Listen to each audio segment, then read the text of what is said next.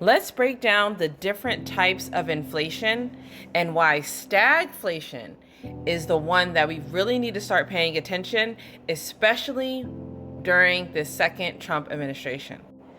Just as a recap, the first type of inflation is called demand pull inflation. So this is when consumer demand, meaning you hungry consumers, outpace the actual supply of things. So basically there's too many dollars to chase too few goods.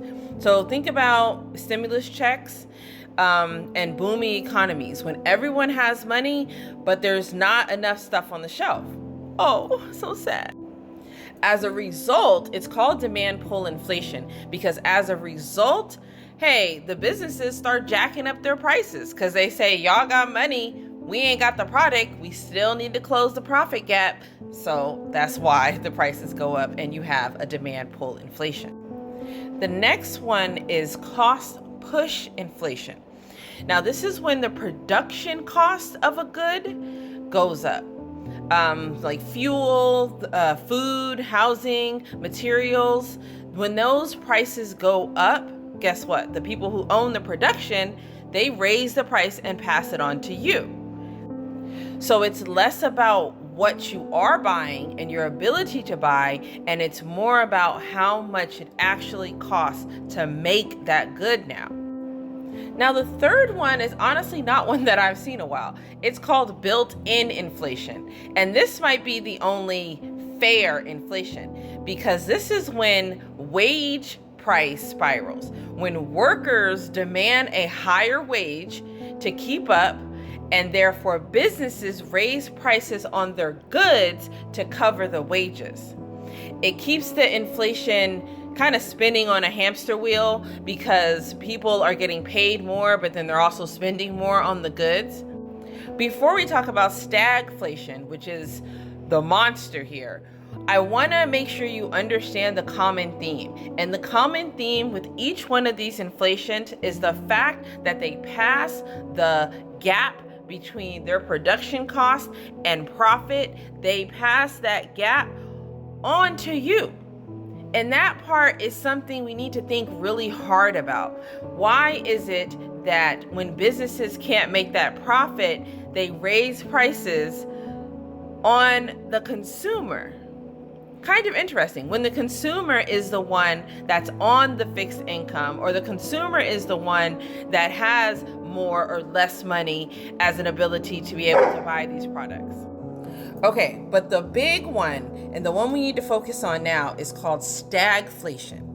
And I did some research because we've actually been here before. So stagflation, that is equal to stagnant growth plus high inflation plus high unemployment. So it's a bad situation all the way around, and it's kind of like drowning quicksand.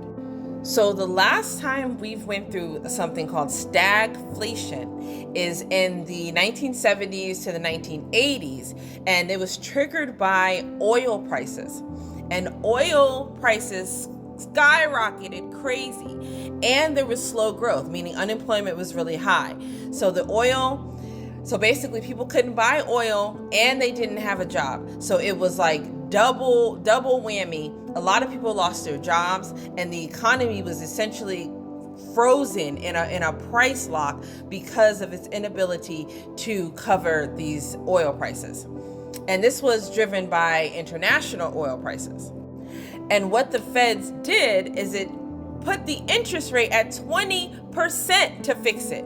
I mean, we cry about a little 8 and 6, but in 1970s, 1980, that interest rate was at 20% to try to fix stagflation. And the situation we're in now, when prices are creeping up, policies are favoring the ultra rich, wealthy having their tax cut, there's deregulation, and there's these tariffs on making trade, less favorable. We're hitting a lot of the triggers that economists fear is going to put us right back into another stagflation situation. So I said that this second Trump administration could recreate stagflation because we're having slow growth, due to everybody on a freeze for these tariffs, we already have high prices, right? Them eggs is still egging. And there's fewer jobs. No, this job market still sucks. So stagflation, it isn't a buzzword. It is an actual time in our economic history, and it should be a warning to what is going on now. If history repeats itself, we may be looking at the Feds raising interest rates significantly to try to beat it.